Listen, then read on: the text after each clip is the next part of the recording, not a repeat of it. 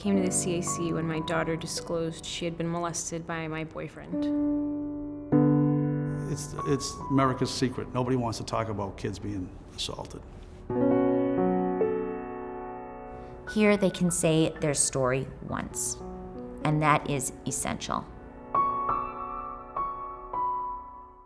As a parent, you think, like, it's, your child's broken forever. She's just gonna be messed up the rest of her life.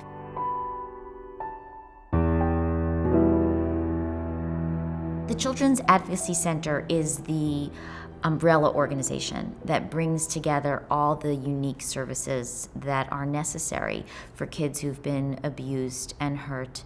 And so it's through the CAC that we come together as law enforcement, police, the district attorneys, the mental health, the medical piece, the social service piece, bringing them under one roof. And what are the police thinking about this case?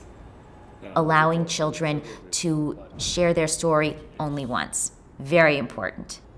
And it's not an easy story for her to tell. I mean, she doesn't feel comfortable telling family members. So I was really concerned, well, is she really going to want to talk to them? And she felt so comfortable because they made her feel comfortable. We meet in a special interview room. The child sits on one side of a mirror while the rest of the team sits in the observation room, and we can communicate through a microphone with an interviewer, not with the child. And for the child, this is easier than talking to a room full of strangers. They have one person who's been specially trained how to talk to children, and we hear the child's story. 3 floors? When I come into this room, I'm looking at a lot of different things. I'm looking at trying to get enough information so that every person that is behind that mirror can make a decision, whether that be regarding safety, whether that be regarding prosecution, whether that be regarding mental health referrals. So there's a lot of memories in this room. Mm-hmm. I'm allowing a child to tell their story. And also, in their own way, in their own space, and in their own time. I don't know. She said to me one time, well, Mom, he told me that, he does this with you and it's normal and it's okay. And because he does it to you, he could do it to me. And she said, Mom, but he said he would be so sad if he had to go to jail. He would be so sad. And he started crying. I recommend you send someone out there now.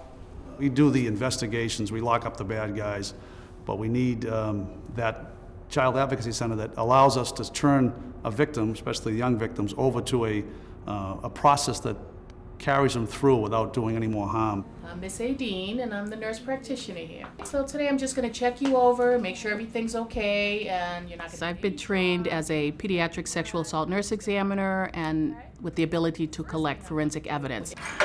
Well, I've been working with kids for over 25 years as a nurse practitioner, so I'm very relaxed with children. I let them typically run the show. I'm going to do a physical on you. I'm going to look in your ears and your eyes. I don't let them know specifically that I'm looking for certain things when I do their exam. Part of creating a strong case is having the child feel comfortable with you, feel comfortable in their setting, and the CAC becomes a familiar face for them. Nobody wants to testify in court. It's scary, especially for kids. And by having a videotaped interview, we have already taken away one level of trials for children. Peace is being free. And we have to start here in a child-friendly center where kids are made not to be so scared about the process and where kids are able to feel comfortable. And it's through a process like the CAC that we can create a strong prosecution. The world is a better place because of you. Unfortunately, the business is economically driven as far as sexual assaults and violence within the homes, domestic violence. Some of the violent things are certainly tied to economic hardships that families are experiencing. Our caseloads have exploded. I think every dollar spent on the front end of keeping the safety net of society, which is the Child Advocacy Center and some of the social service aspects, will pay dividends 10, 15 years down the road. It is critical that we have these things in place, not only to help the people that are currently victimized, but to save some of the future victims.